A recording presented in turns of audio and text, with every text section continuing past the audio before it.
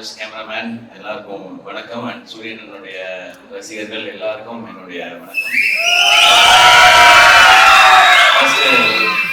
கொஞ்ச நேரம் லேட்டா வந்துட்டேன், அதுக்கு ஃபர்ஸ்ட் சாரி. எங்க இருந்து ஆரம்பிக்கணும்னு தெரியல. ஏன்னா இந்த படத்துல எனக்கு பிடிச்சவங்க நெருக்கமானவங்க நிறைய பேர் இருக்கிறாங்க. நான் முதல்ல இந்த படத்துடைய ட்ரெய்லர் பத்தி சொல்லிடுறேன். ஒரு சாலிட் ஆக்ஷன் ஃபிலிமுக்கான எல்லாமே இருக்கிற ஒரு ட்ரெய்லரா இருந்துச்சு அது. இந்த படம் இதையே தான் டெலிவர் பண்ணோம் அப்படின்னு நான் நம்புறேன். அண்ட் துரை செந்தில் அண்ணன், என்னுடைய எதிர்நீச்சல் காப்பி சட்டை படத்தின் இயக்குனர், அவரு ஸ்பாட்ல எல்லாரும் சொன்னது அப்படிதான், எப்பவுமே சிரிச்சுட்டே அந்த ஸ்மைலோடே தான் இருப்பாரு. திட்டணும்னா கூட அதிகபட்சம் சிரிச்சுட்டே ஏன் இப்படி பண்ணீங்க அப்படின்னு கேட்பாரு.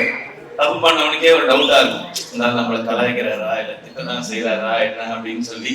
அவ்வளோ ஒரு ஸ்வீட்டான மனிதர். ஸோ அவர் இந்த படம் ஒரு பெர்ஃபெக்டான டைட்டிலோட ஒரு அருமையான ஒரு களத்தோட வருது. அவருக்கு இன்னும் ஒரு வெற்றி படமா இந்த படம் இருக்கட்டும். ஏன்னா அவர் என்ன முதல் முறை மீட் பண்ணி அவர் எனக்கான கதை சொல்லும் போதே நான் என்ன நினைச்சேன்னு தெரியல, என்கிட்ட இருந்து ஒரு கதையை சொன்னேன். நான் முன்னாடி அசிஸ்டன்ட் டைரக்டரா ஒர்க் பண்ணதுனால அந்த டைம்ல ஆகல. எப்ப அவர் எனக்கு கதை சொல்ல வந்தாலும் நான் ஒரு கதையை அவர்கிட்ட சொல்லுவேன். இப்படிதான் எங்களோட ரிலேஷன். அது ஏன்னா அவர்கிட்ட மட்டும்தான் நான் வேற யார்கிட்டையும் அப்படி சொல்லியிருக்கேன்றது தெரியல. அவ்வளோ ஒரு கம்ஃபர்ட் இருக்கும். வடிவேல் சேமா சொன்ன மாதிரி எப்பவுமே எல்லாரையுமே சந்தோஷமா கரெக்டா அவங்கள வச்சுக்கிறதுல அவர் அடிச்சுக்கவே முடியாதுன்னு நினைக்கிறேன். எனக்கு அவரோட ஒர்க் பண்ணது ஒரு நல்ல அனுபவம். இந்த வெற்றி இன்னும் அவர் அடுத்த கட்டத்துக்கு கொண்டு போட்டோம். வாழ்த்துக்கள். அண்ட் குமார்ன, அவர் வருத்தப்படா வாலிபர் சங்கம்ல எனக்கு பழக்கம். அப்ப அவர் ஒர்க் பண்ணாரு, ப்ரொடக்ஷன் எக்ஸிக்யூட்டிவா ஒர்க் பண்ணாரு. விட மாட்டாரு, எல்லாரையும் ட்ரில் வாங்குவாரு, சீக்கிரம் வேலையை முடிக்கணும், டைம் வேஸ்ட் பண்ண விட மாட்டாரு, காசு வேஸ்ட் பண்ண விட மாட்டாரு. ஸோ வேற ஒருத்தர் காசு போட்டாலே அப்படி இருக்கிற ஒருத்தர் அவர் காசு போட்டா எப்படி இருப்பாருன்னு நீங்க நினைச்சுக்கோங்க. எனக்கு தெரிஞ்சு ப்ரொடியூசரா இல்லாம அங்கேயுமே ஒரு ப்ரொடக்ஷன் எக்ஸிக்யூட்டிவா தான் பிஹேவ் பண்ணிருப்பாருன்னு நினைக்கிறேன். ஏன்னா யாராவது தப்புன்னு சம்பளம் கேட்டுருவாங்களோ அப்படின்றதுனால சீக்கிரம் முடிக்கலையா அப்படின்னு அந்த கோபமான ஒரு ஃபேஸ் ஒன்று வச்சுப்பாரு. அண்ட் நான் அவரை நிறைய டைம் பார்த்திருக்கேன். சூரியன் இறக்கி விட்டு போவார் அவர் வீட்டுக்கிட்ட. நான் இங்க இருந்து அப்படியே நடந்தே போய்க்கிறேன் அப்படின்வாரு. சரி, வீடு ஏதோ குட்டியா இருக்கும் போல, நம்ம எல்லாம் வர்றதுக்காக யோசிக்கிறாரு அப்படின்னு பார்த்தா அப்புறம் தான் சொல்லி, தம்பி தம்பி தம்பி ஏகப்பட்டது வச்சிருக்கேன், அந்த பீஸ் 4-5 வீடு வச்சிருக்கேன், நம்மள்ட்ட சொல்ல மாட்டேன் அப்படின்னு. அவர் அப்பயே ப்ரொடியூசருக்கு தேவையான எல்லா வேலையும் அப்பயே செஞ்சுட்டு வந்தாரு கரெக்டா. இந்த படம் அவருக்கு இன்னும் நிறைய லாபத்தை கொடுக்கட்டும். ஏன்னா ப்ரொடியூசருக்கு இன்னைக்கு தேவை அதுதான். ஏன்னா அது கொடுத்தா நிச்சயமா அவர் இன்னும் நிறைய படங்கள் பண்ணுவாரு. அண்ட் சூரியனை வச்சு இன்னும் நிறைய படங்கள் அது பண்ணிதான் ஆகணும், அவர் வழி கிடையாது. இவரும் அவருக்கு பண்ணிதான் ஆகணும், அவரே ஒரு பண்ணிதான் ஆகணும். இந்த படம் இன்னும் பெரிய வெற்றி அடையட்டும். அண்ட் இதை டிஸ்ட்ரிபியூட் பண்ற 5 ஸ்டார் செந்தில் சார், உங்களுக்கும் வாழ்த்துக்கள் சார். இந்த படமும் உங்களுக்கு வெற்றி படமா அமையும் சார், வாழ்த்துக்கள். அண்ட் இந்த படத்துல ஒர்க் பண்ண டெக்னீஷியன்ஸ் எல்லாருக்கும் விஷஸ். ஏன்னா ஒரு சாலிட் கண்டென்ட்டா இருக்கு அப்படின்னா டெக்னிக்கல் டிபார்ட்மெண்ட் ரொம்ப ஸ்ட்ராங்கா வேலை பார்த்துருக்காங்கன்னு அர்த்தம். அண்ட் நான் சூரியனை பத்தி பேசிடுறேன். சூரியனை உண்மையிலே அண்ணன் தான். ஜெனரலா நான் திருச்சி பக்கத்துல இருந்து வந்ததுனால என்னை விட கொஞ்சம் வயசு மூத்தவங்களை பார்த்தா நான் அண்ணன் பேசி பழக்கம். எனக்கு அது சேனல்ல இருக்கும் பொழுதுமே அப்படிதான், எல்லாரையும் அண்ணன் தான் கூப்பிடுவேன். அது ஒரு மரியாதை, இந்த ரெஸ்பெக்டுக்காக. பட் சூரியன் எப்பவுமே ஆத்மார்த்தமா நான் அண்ணன் தான் கூப்பிடுவேன், அவரே நான் ஆத்மார்த்தமா தம்பின்னு தான் கூப்பிடுவாரு. இது சினிமா நட்பு அதெல்லாம் தாண்டின ஒண்ணு, அது எல்லாருக்குமே தெரிஞ்சதான், நான் தனியா சொல்ல தேவையில்லை. சூரியனுக்கு முதல்ல அவர் கதையின் நாயகனா நீங்க நடிக்கலான்னு சொல்லி அவர் ஃபர்ஸ்ட் கதை சொன்னது நான் தான். அவருக்கு ஞாபகம் இருக்கான்னு தெரியல, எனக்கு பெரிய பெரிய டைரக்டர்ஸோட ஒர்க் பண்றாரு. ஸோ அப்போ புதுசா கதை சொன்னவங்களை ஞாபகம் வச்சிருப்பாரான்னு தெரியல. சீமராஜா ஷூட்டிங் அப்போ ஒரு டைம் கேப் இருந்தது. நீங்க ஏன்னா லீடா தம்பி தம்பி சும்மா என்ன மாதிரி பேசிட்டு போக கூடாது, நான் பாட்டுக்கு ஒரு வண்டியை ஓட்டிக்கிட்டு இருக்கேன், குட்டி பிள்ளைங்க குட்டி அப்படின்னு சொன்னார் ஃபர்ஸ்ட். இல்லைன்னா இந்த மாதிரி ஒரு கதை பண்ணுங்கண்ணே, ஒரு கதையில ஒரு அழகான கேரக்டரா எடுத்து நீங்க பிரதானமா வர மாதிரி பண்ணுங்கன்னு ஒரு கதை சொல்லி சொன்னேன். அப்பெல்லாம் தம்பி சும்மா தம்பி நமக்கு ஏதோ ஒண்ணு போயிட்டு இருக்கு தம்பின்னு சொல்லிட்டு இருந்தவர் ஒரு நாள் சைலண்டா வந்தாரு. தம்பி ஒண்ணு நடந்துச்சு தம்பி, உங்கள்கிட்ட சொல்லணும் தம்பி சொன்னாரு. என்னண்ணே நான் ஏதோ பிரச்சனை போல அப்படின்னு. சரி நேரில் வாங்கினேன்னா, தம்பி அதான் தம்பி விட்டு என்ன கூப்பிட்டாரு தம்பி. நானே சூப்பர்ண்ணே, என்னண்ணே என்ன படமே அதான் தம்பி நம்மள ஒரு இதா வச்சு அப்படி ஒரு படம். நானே என்னண்ணே சொல்றீங்க சூப்பர்ண்ணே அப்படின்னு. தம்பி நமக்கு தான் கொஞ்சம் பதட்டமா இருக்கு தம்பி, அண்ணன் சூப்பர். ஆனா எப்படி தம்பினாரு, அண்ணா கண்ணை மூடி போய் அவர் சொல்றதை கேட்டு நடிச்சுட்டு வந்துருங்கண்ணே, உங்களோட டைமென்ஷனே மாத்திடுவார் தம்பி. அவருக்கு அந்த முதல் படம் பண்ணிடுவோம் தம்பி, அதுக்கப்புறம் என்ன செய்யறது தம்பி, யாரு அப்படிலாம் இல்லைண்ணே, நீங்க ஃபர்ஸ்ட் போங்கண்ணே, உங்களுக்குள்ள இருக்க டேலண்ட்டை அவர் வந்து வெளியில கொண்டு வந்துருவாருங்க. அதை பார்க்கும் பொழுது இங்க எல்லாருக்கும் தேவைண்ணே. இப்படி ஒரு சேது பிரதர் சொன்ன மாதிரி தான், இப்படி ஒரு முகம் வந்து தேவை எல்லாருக்கும். இந்த மாதிரி கதையை சொல்றதுக்கு நீங்க போங்க, அந்த எக்ஸ்பீரியன்ஸே நல்லா இருக்கும் அப்படின்னு சொல்லி அது எனக்கு கேட்கும்போதே சந்தோஷமா இருந்துச்சு. அப்ப நான் சொன்னேன், இதுதான் உங்க லைஃபோட பிக்கஸ்ட் டேர்னிங் பாயிண்ட், இந்த மொமெண்ட் தான். எனக்கு அப்ப என்ன கதைன்னு தெரியாது, என்ன படம் வரப்போகுதுன்னு தெரியாது. நான் வெற்றி சார் மாதிரி ஒருத்தர் போகும்பொழுது சூரியன் என்னவா வருவார், ஆனா சூரியனோட டேலண்ட் பத்தி நிறைய தெரியும். நான் தான் அதிக நேரம் அவரோட எனக்கு தெரிஞ்சு நிறைய படங்கள் பண்ணதுனால நிறைய நேரம் செலவழிச்சிருக்கேன்னு நான் நினைக்கிறேன். காமெடி பண்ற ஒருத்தர்னால எமோஷன்ஸையோ சீரியஸான விஷயத்தையோ நிச்சயமாக சாலிடா பண்ண முடியும்.